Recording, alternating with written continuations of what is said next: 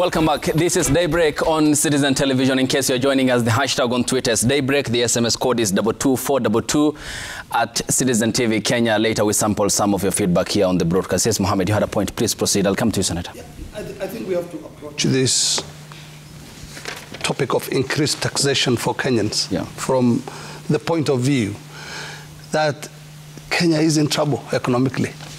Kenya is finding it very hard to navigate through the economic downturn that we are facing. And having approach from that, I would say, would explain to Kenya, and the state should come out, forcefully and say, look, this is the only way, or it's one of the only ways in which we can recover the economy and also pay our obligations in terms of repaying the loans that we took. But it comes with responsibility, and the responsibility it comes with is, first of all, explaining to Kenyans exactly why are we doing this at this point in time, and also ensure that the money that is collected goes towards what it is intended for, but at the same time also plug the massive wastage of state resources that we've witnessed over the years. There's a lot of corruption. There's a lot of wastage. We are doing things or projects at sometimes double the rate it's done internationally. Now, all these things need to come. I mean, it's not just tax the people, plug the holes and move on. No, it is, yes, tax the people more, but also plug the holes so that sometime, somewhere in the near future, the people can be relieved of this huge tax burden. And let's face it, Kenyans are facing huge problems. People are unable to make ends meet. A vast majority of the people of this country are suffering in poverty. And if we were to lift them, yeah, fine, do the taxation, but also deal with the problems that created this, fully blown poverty that we are witnessing in every corner of Kenya. And it's not just limited to certain areas. I mean, some areas are more than others. But what we need to do is ensure that the people of Kenya, for once, are moving together. Okay.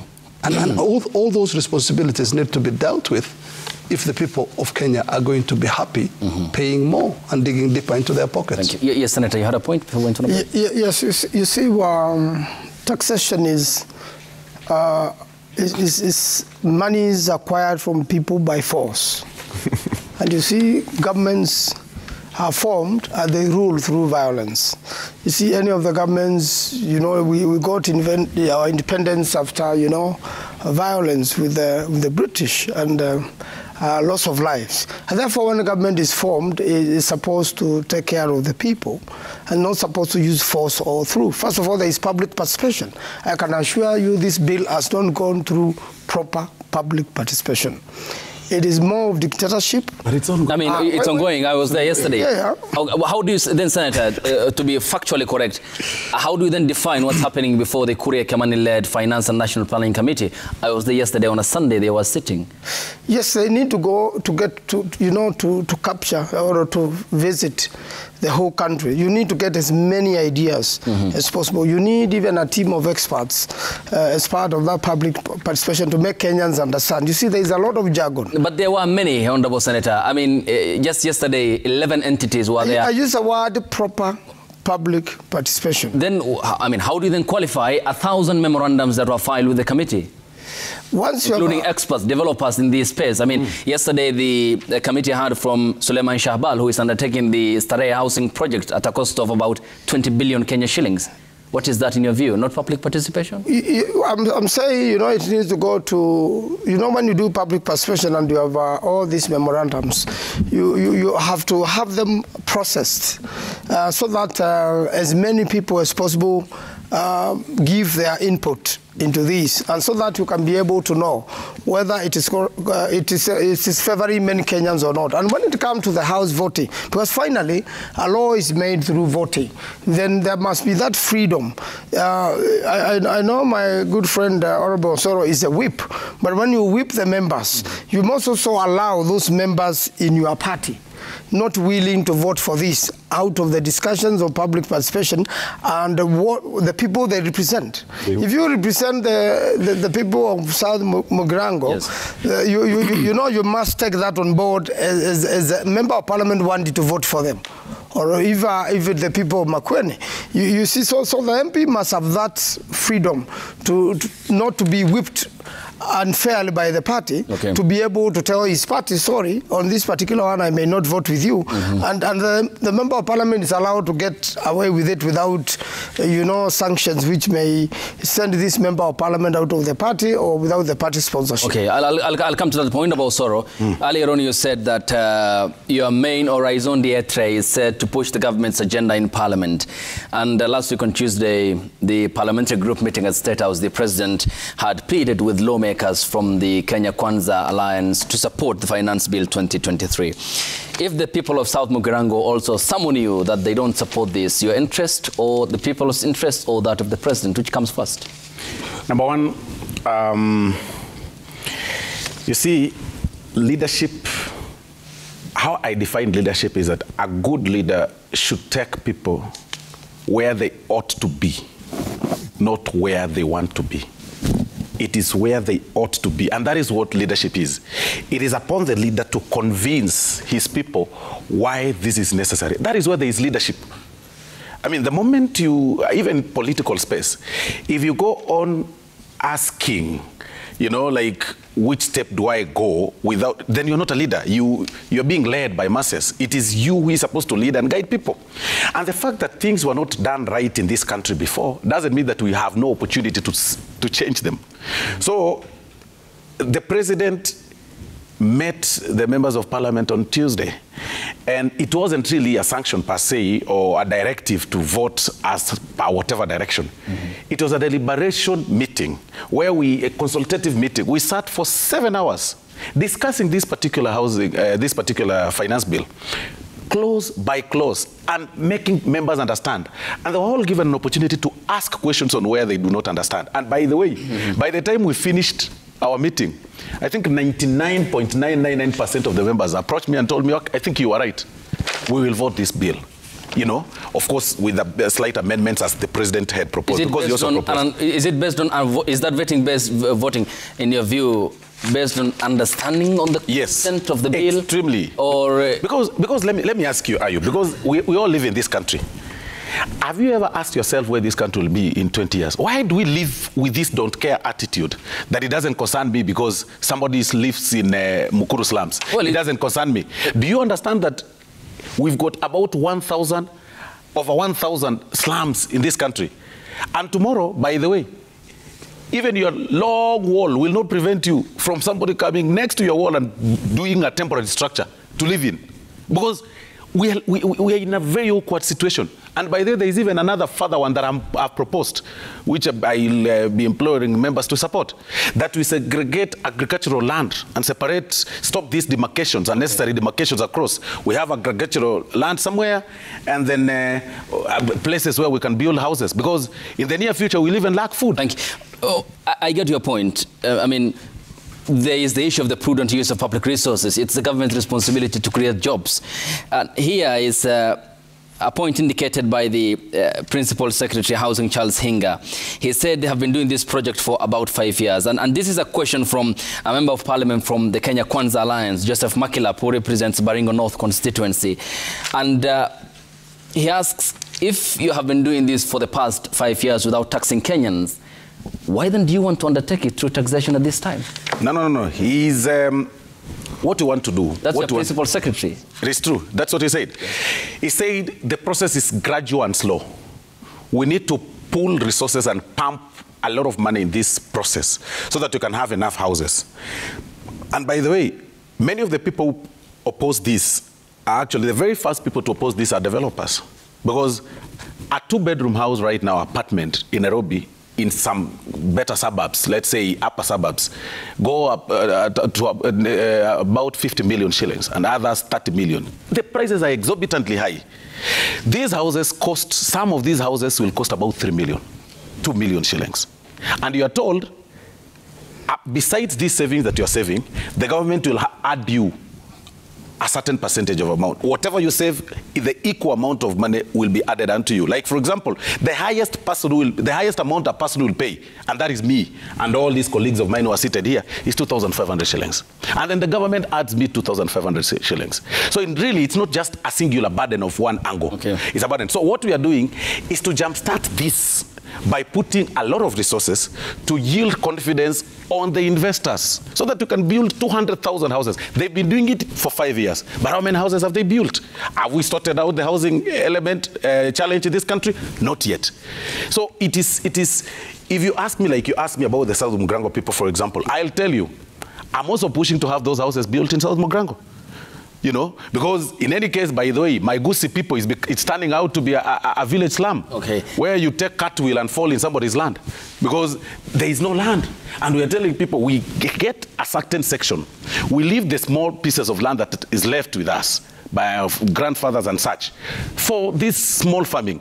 And then we get a certain place and do houses. Okay. And this is what progressive countries have done. Okay. So you're hinting at a less expensive housing projects. The houses are going to be very affordable. Okay. Besides that, those very houses are going to build jobs. Okay. Thank you. For millions of Kenyans. Because I'm thinking about what goes into the housing project. You need construction materials, including... That is a job steel. For somebody? Okay. Hang on. Yes. We have talked about the jobs. The construction materials, the steel, and the other aspects that go into it. Yes. The absorption of the Jua Kali sector and stuff. And then you have cement, which is also a critical factor in the housing project. I mean, if there is an increase in taxes on these very two critical elements, how then will the houses the government will construct be less expensive?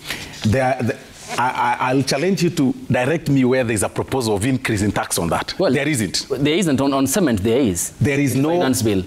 Honorable Ruku has the proposals in his hand. Let me tell you what. Let me tell you. He'll tell you what we have done in terms of the manufacturing. We have tried to zero rate. Let me answer. We have tried to zero rate such, which of course, in the long run, it gives the manufacturer a chance to, to recover from the input tax. Okay. I don't think so. I don't think so. Let me put it in perspective. The finance bill is proposing to earn 10% of the 10% of the important cement.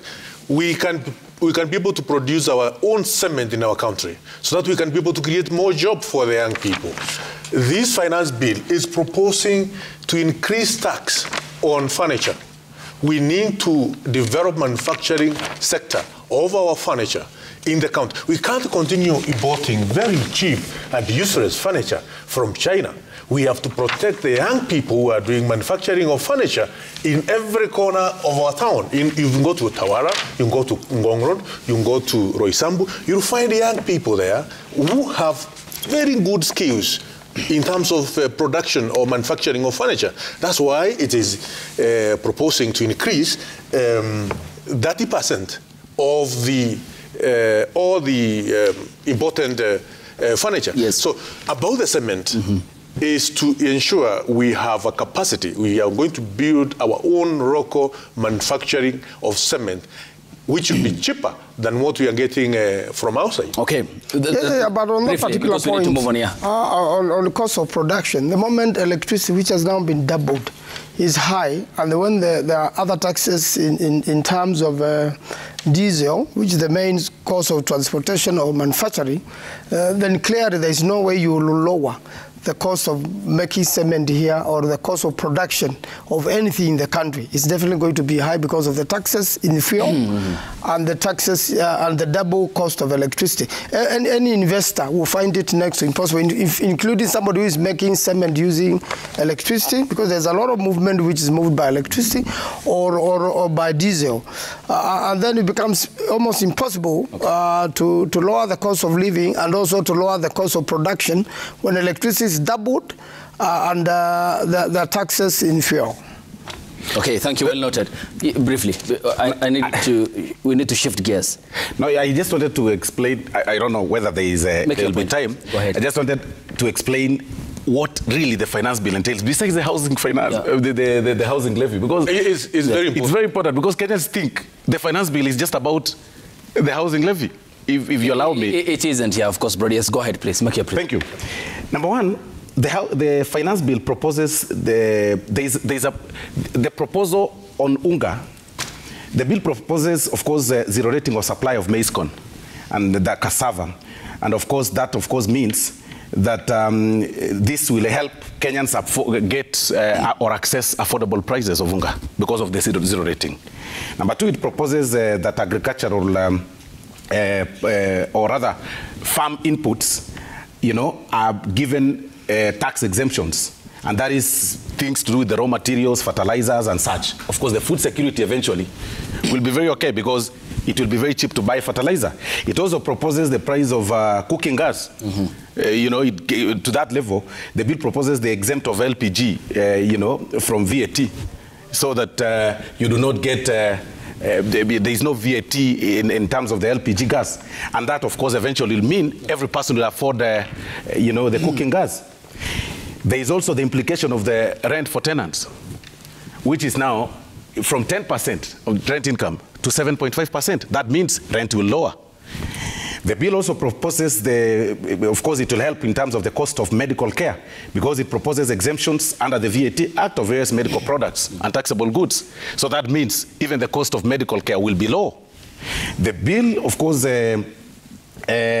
proposes, or rather cautions Kenyans and businesses from paying unnecessary tax penalties, because it delinks the powers of, it brings, of course, the amnesty and delinks some powers from the commissioner. Okay. You mentioned the farm inputs and the LPG, the waive on the taxation on LPG. But that cost ultimately will be pushed to the consumer, isn't it? Me, you, Honorable Ruku, Mohammed, and Manzo, because you are also increasing the VAT from 8 to 16% of fuel in the country. I mean, the cost of production still will be high. Since that will be pushed to you and me, the farm input needs to be transported from point A to B. The LPG gas needs to leave the port of Mombasa to Malaba. I mean, the cost of the transport and logistics involved ultimately will be pushed to you and me, the consumer. Yeah. There is give and take in terms of this whole thing. That there is an element of reducing from one angle and that slight increase on the other, because at the end of the day we must be self-reliant. But you see, there are other things that are very factual and real. When, for example, we tell Kenyans, why do we import fish from China when we've got Lake Victoria? Then we've increased taxes on the importation of fish. To discourage importation of fish. So that farmers of fish in Kisumu and other areas and Mombasa can be able to sell them. Why not do away with it? Why not do away with these exports? Look, you're importing fish. You're importing sugar, which can be locally manufactured. You're importing almost everything we're growing in this country, and that is not protecting local produce. No. You see entirely, you need to understand that we are part of the global village. Yeah. So we allow you to engage people from China, but we tell you, fine, when you bring your fish, we'll charge you this amount of money. But again, I challenge you, what you are importing from China mainly is tilapia, which was in the beginning sourced from right here.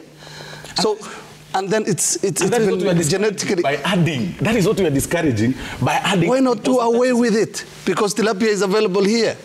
And better tasting than the one that we are importing from China. It's a gradual process. Tomorrow, if I tell you... It's about protecting important people. That now stop bringing your fish, yet there are some fish that is hanging around some ship or something, then I've also costed you. Okay. So it's a gradual... Order, members of parliament. Honorable Ruku Jasango, we need to move on because... let's talk politics. We need to... Hang on, please. You are running two things. Okay.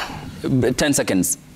One, the housing fund, you'll be able to get it back after 7 years. The maximum you can be able to pay every month is 2,500, and on top of that, the government hands you, or your employer hands you 2,500 on top, plus the interest. There's nothing better you can get. You cannot be able to invest 2,500 maximum and get a double, 100% profit. There's no financial institution where you can get such. You said plus interest. Yeah. The interest which you'll gain from, which the fund will gain after 7 years, So why is it that we don't have financial derivative market well developed in our economy? What does the financial derivative market mean? How can the economy benefit from financial derivative market? How will this housing fund help us to get financial derivative growth in our economy? Okay. How deepening of financial market happens? These are very fundamental questions which we as Kenyans should be able to get. And this fund will enable us to move this economy in that direction. Thank you. Let's now move on.